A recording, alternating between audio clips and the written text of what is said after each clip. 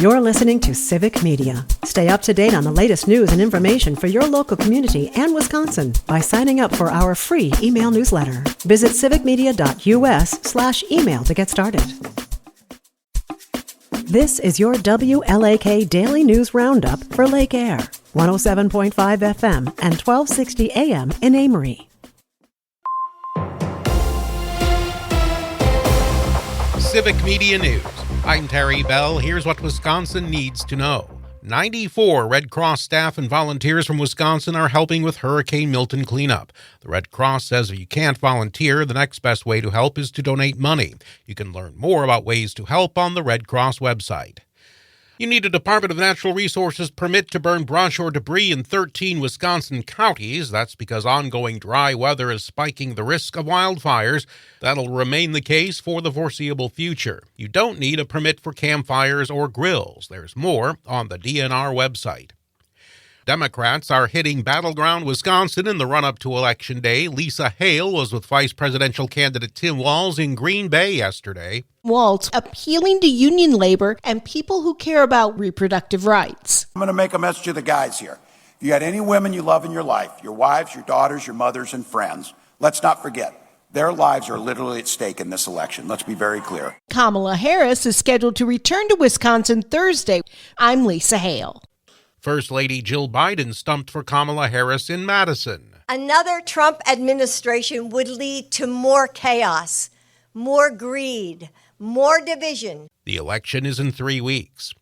Wisconsin Attorney General Josh Kaul says he expects challenges to Wisconsin's election results. He tells WYSN-TV's Upfront that Wisconsin has safe and secure elections and that his Justice Department is prepared to defend the results if it has to. Spending is trending up in the race for U.S. Senate. Democrats have outspent Republicans so far, $93 million to $69 million, but Republicans are outspending Democrats between now and Election Day, $21 million to $15 million. Tammy Baldwin leads Eric Hovde by 7 points in the latest Marquette poll.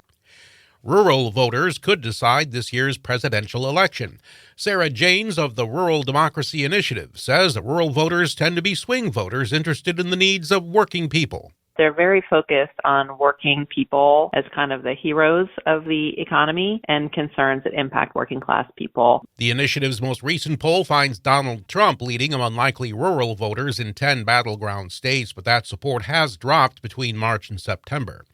I'm Terry Bell, Civic Media News. Here's what you need to know closer to home. From the Civic Media Newsroom in Western Wisconsin, I'm Jimmy Kuska. Minnesota Governor and Democratic Vice Presidential candidate Tim Walz visited students at UW-Eau Claire yesterday.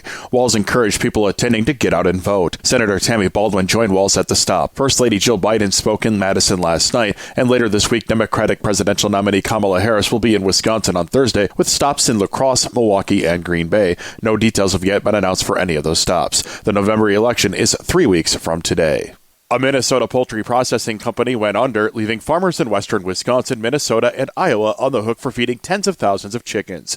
Here in western Wisconsin, farmers decided to give the birds away with over 170,000 chickens to get rid of. As of Monday, 20 to 30,000 chickens still needed to be given away. Minnesota and Iowa state governments are providing emergency relief to farmers, but no such law exists in Wisconsin for this type of situation, leaving farmers on the hook for the feed bill. Tonight will be the first widespread hard freeze across northwestern Wisconsin. Temperatures are expected to drop into the low 20s and teens, especially locations east of the Wisconsin-Minnesota border. Temperatures along the St. Croix River, for example, will be about 5 to 10 degrees warmer than places further east, such as Hayward and Ladysmith. On average, our part of the state usually sees its first hard freeze in mid-October. The cool weather the next couple of days will give way to highs in the upper 60s and 70s later this week. A 60-year-old Barron County man is in jail after a week an incident in which he allegedly pointed a gun at law enforcement and tried to ram an armored vehicle with a pickup truck. The sheriff's office said Joseph Pushik of New Albern was taken into custody Saturday. According to a release, he was going to different homes looking for his child, pointing a gun at the people living there. The PDs found him at his home standing outside with a gun, which he had on him when he crashed a truck into a law enforcement vehicle. For Civic Media News in Western Wisconsin, I'm Jimmy Kuska. The Bucks get the win. Hi, I'm Mike Clemens with sports. NBA, the Bucks held on to beat the Bulls 111-107 last night in Milwaukee. Giannis with 24 points in 23 minutes. It was the Bucks' first win this preseason. Head coach Doc Rivers talked about the Bucks' new guard, Gary Trent Jr., and his ability at blocking passes. Gary has great hands, unbelievable hands. You know, it's funny. He got whatever he got, but he had 5 more today that he just couldn't get to the ball. But he's a disruptor with his hands. He does a great job of doing it and staying in the defense. NFL, the Packers say despite missing a field goal Sunday, they'll stick with place kicker Braden Narveson for now. College football, the Badgers' top wide receiver Will Pauling did not suffer a concussion in their win over Rutgers. Will he be ready to play Saturday against Northwestern? You know, obviously it would be a little bit questionable from the start of the week, but I think that there was some good news in that there wasn't a concussion. It wasn't anything that maybe is major of some sorts. So we just got to see where he is and how he feels. And like I said, it's early on right now. That's Badgers head coach Luke Fickell. With sports, I'm Mike Clemens. On your entertainment beat, I'm Pete Schwaba. Here's your weekend box office roundup. Terrifier 3 did not disappoint moviegoers as it led the way in cinemas across the country.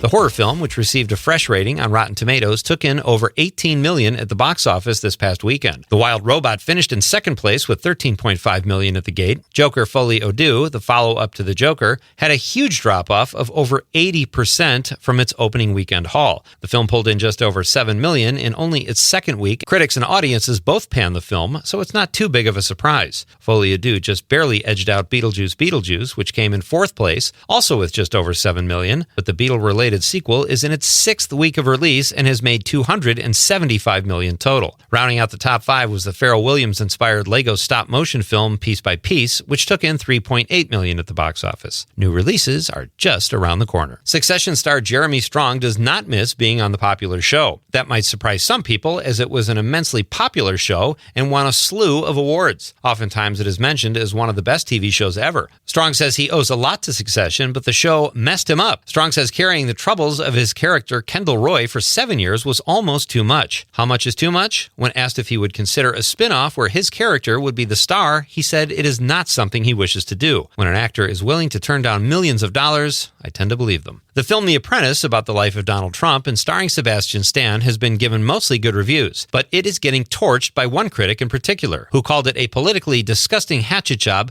made by human scum. Any idea who that critic might be? Former President Donald Trump slammed the film, but it's doubtful many people saw his post because it was on Truth Social. Andrew Garfield says after Heath Ledger shot Christopher Nolan's The Dark Knight, he felt a great sense of accomplishment. The Spider-Man actor says that when Ledger arrived on the set of his next film with Garfield, called The Imaginarium of Dr. Parnassus, catchy title, that he was downright smug.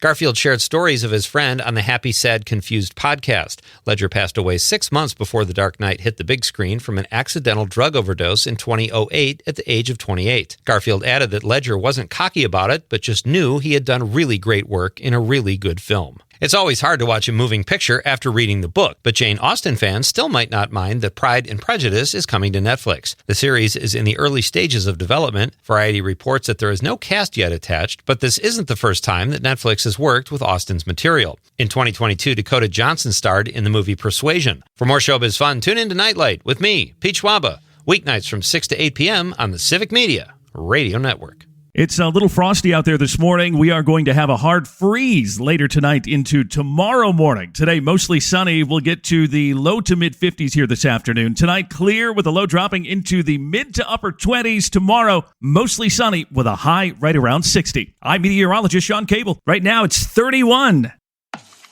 That's your WLAK Daily News Roundup from Civic Media. Subscribe to this podcast on Spotify, Apple, or wherever you find your podcasts. Find more news at lakeair.radio.